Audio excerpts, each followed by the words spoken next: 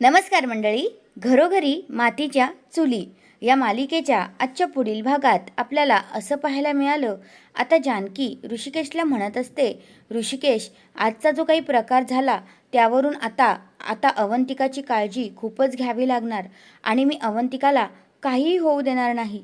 तर मग आता ऋषिकेश म्हणतो, मला माहिती आहे तू काहीही होऊ देणार नाही, तू खूप काळजी घेशील तिची.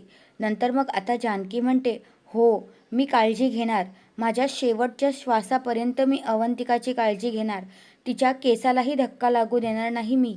आणि मी सौमित्र भाऊजींना शब्द दिलाय, मी अवंतिकाची काळजी खूप चांगली घेईल. असं आता जानकी इकडे बोलत असते. आता ऋषिकेशला पण जानकीचे बोल ऐकून थोडंसं टेन्शन येतं, कारण परिवार तुटू नये म्हणून जानकीने आता खूप सारे प्रयत्न केलेले असतात. दुसऱ्या बाजूला आता जी अवंतिका आहे ती क्लिनिकमध्ये असते. तेवढ्यातच आता एक नर्स तिच्याकडे येते आणि तिला एक टॅबलेट देते आणि म्हणते, ही टॅबलेट तुम्हाला खावी लागेल.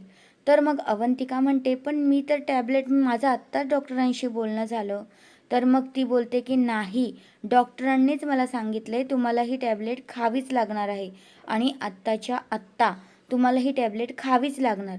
आता ही नक्की गोळी कशाची आहे हे पाहणं रंजक ठरणार आहे. पण अवंतिकाला तर थोडंसं असं वेगळं वाटतंच. तर हा आहे आजचा पुढील भाग. तुम्हाला कसा वाटला ते कमेंट करून नक्कीच सांगा. धन्यवाद.